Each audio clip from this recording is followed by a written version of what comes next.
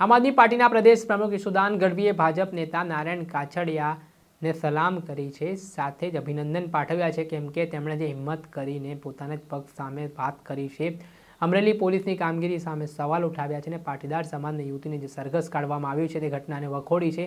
તે મામલામાં ઈશુદાન ગઢવીએ શું વાત કહી છે અને શું સરાહના કરી છે, વિગતે વાત કરીએ।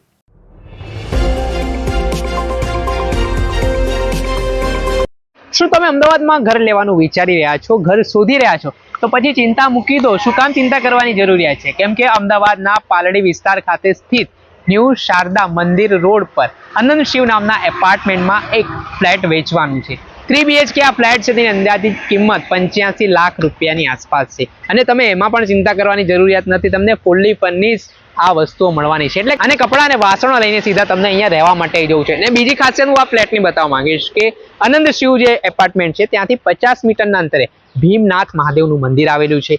50 મીટરની અંતરે શ્રેયાસ મેટ્રો સ્ટેશન પણ આવેલું છે। એટલું જ નહીં, ભીમનાથ મહાદેવ મંદિરની બાજુમાં જૈન મંદિર પણ આવેલું છે, એટલે તમે ધાર્મિક રીતે પણ જોડાયેલા હો, સાથે તમને હરવા ફરવાના શોખીન હો તો ખૂબ જ સુવર્ણ તક માનવામાં આવી રહી છે। એટલું જ નહીં, આ જે ફ્લેટની ખાસિયત એવી છે કે આમાં તમને 3 BHK ફ્લેટ તો મળશે, સાથે સાથે 60 વાર એક જગ્યા પણ છે તે આપવામાં આવશે। આજે જ આ સ્ક્રીન ઉપર દેખાઈ રહેલા નંબર ઉપર સંપર્ક કરીને વધુ વિગતો મેળવો। નમસ્કાર દર્શક મિત્રો, સ્કાયનેટ મીડિયામાં આપનું સ્વાગત છે। હું છું ફૈઝાન। અમરેલી જિલ્લામાં પાટીદાર સમાજની યુવતીનું સરઘસ કાઢવામાં આવતા ઘટનાના ઘેરા પડઘા પડ્યા છે અને આને લઈને સત્તા પક્ષના ધારાસભ્ય કૌશિક વેકરિયા વિવાદમાં જોવા મળી રહ્યા છે। આ મામલામાં અમરેલી પોલીસ ઉપર માછલા ધોવાઈ રહ્યા છે। આ મામલામાં SITની રચના પણ કરવામાં આવી છે અને સમગ્ર કેસની તપાસ હાલ SIT દ્વારા કરાઈ રહી છે। તે વચ્ચે અત્યાર સુધી વિપક્ષના નેતાઓ તો પોલીસની કામગીરી સામે સવાલ ઉઠાવી રહ્યા હતા, પોલીસ સામે ટીકા ટિપ્પણી કરી રહ્યા હતા, પરંતુ હવે સત્તા પક્ષના નેતાઓ પણ મેદાને આવ્યા છે। જેમાં વાત કરીએ તો અમરેલી જિલ્લાના ભાજપના નેતા અને અમરેલીના પૂર્વ સાંસદ નારાયણ કાછડિયાએ ગઈકાલે જે એક વિડીયો બનાવ્યો હતો ને જે વિડીયોમાં તેમણે અમરેલી પોલીસ કોના ઇશારે કામ કરી રહી છે, કોના કહેવાથી આ પાટીદાર સમાજની યુવતીનું સરઘસ કાઢવામાં આવ્યું, કેમ આ પ્રકારનું કૃત્ય કરવામાં આવ્યું, તે ઘટનાને તેમણે વખોડી પણ હતી અને નિંદા પણ કરી હતી। ત્યારે તેમનું જે નિવેદન સામે આવ્યું ને નિવેદન સામે આવ્યા બાદ આમ આદમી પાર્ટીના પ્રદેશ પ્રમુખ ઈશુદાન ગઢવીએ જે રીતે નારાયણ કાછડિયાએ પોતાના પક્ષ સામે બોલવાની વાત કરી, જે રીતે પોલીસ સામે તેઓએ સવાલ ઉઠાવ્યા, તે વાતને લઈને સલામ કરી છે અને સાથે જ તેમણે કહ્યું છે કે નારાયણ કાછડિયાનો અંતરાત્મા હવે જાગ્યો છે।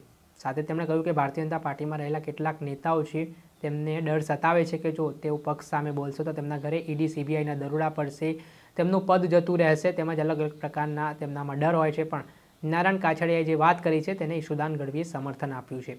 પહેલાં તો આ મામલે શું કહી રહ્યા છે આ પ્રદેશ પ્રમુખ ઈશુદાન ગઢવી, તે સાંભળી લો।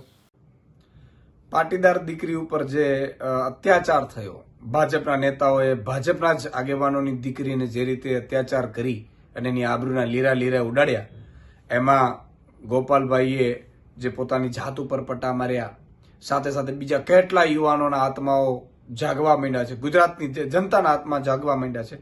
હમણાં મેં સાંભળ્યું છે કે અમરેલીના જ પૂર્વ સાંસદ નારાયણભાઈ કાછડિયાનો આત્મા પણ જાગ્યો, એમણે પણ નિવેદન કર્યું છે કે આ દીકરી ઉપર ખોટો અત્યાચાર થયો છે અને પોલીસની સામે શિક્ષાત્મક પગલાં લેવા જોઈએ। નારાયણભાઈ કાછડિયાનો આત્મા જાગ્યો છે, માટે અભિનંદન।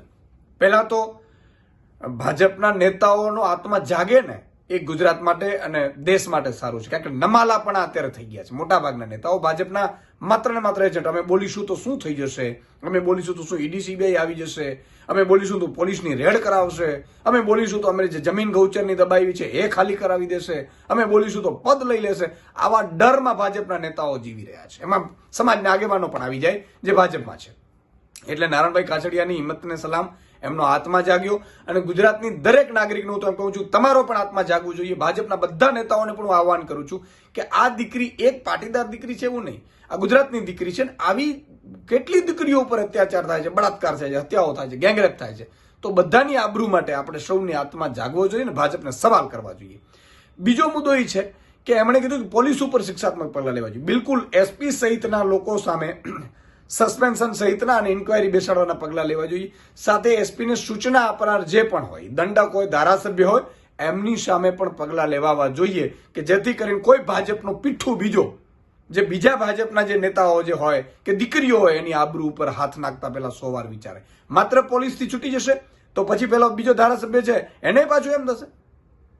એટલે આ ભાજપના જે ધારાસભ્ય એસપીને ફોન કર્યો હોય કે જેને ધમકીઓ આપી હોય કે આ દીકરીઓને આવી રીતે આબરૂ લીલામ કરો, એમના ઉપર પણ કાર્યવાહી થવી જોઈએ, એમને પણ જેલની સજા થવી જોઈએ, એમને પણ કોયડા પડવા જોઈએ, જનતાના કોયડા પડવા જોઈએ. તો આ નારાયણભાઈને ફરીથી અભિનંદન આપું છું. ગુજરાતના બીજા ભાજપના નેતાઓ પણ પણ આત્મા જાગે, એમના પણ વિડીયો આવે અને ગુજરાતના તમામ નાગરિકો જે ભાજપના ખાસ છે, જે એજન્ટો બનીને કામ કરે છે, જેમણે આંદોલનો પણ કર્યા પણ ચૂપચાપ છે આ દીકરી માટે, એમના પણ આત્મા જાગે એવી પણ હું વિનંતી કરું છું. જય હિન્દ, જય જય ગરવી ગુજરાત. આમ આદમી પાર્ટીના પ્રદેશ પ્રમુખ ઈશુદાન ગઢવી તેમણે સમગ્ર મામલે જે માહિતી આપી છે એને જણાવ્યું છે કે જે રીતે નારાયણ કાછડિયાએ પોલીસ સામે પગલાં લેવાની વાત કરી છે તેની સાથે તેઓ સહમત છે અને આવી રીતે ભાજપના નેતાઓએ પણ બોલવું જોઈએ અને મેદાનમાં આવવું જોઈએ તે પ્રકારની વાત પણ ઈશુદાન ગઢવી કરતા દેખાઈ રહ્યા છે. આના જ કારણે ફરી એકવાર રાજકારણ ગરમાયું છે. દર્શક મિત્રો, સ્કાયનેટ મીડિયાને આપ લાઇક કરી લો, સબસ્ક્રાઇબ કરી લો અને શેર કરવાનું ભૂલતા નહીં.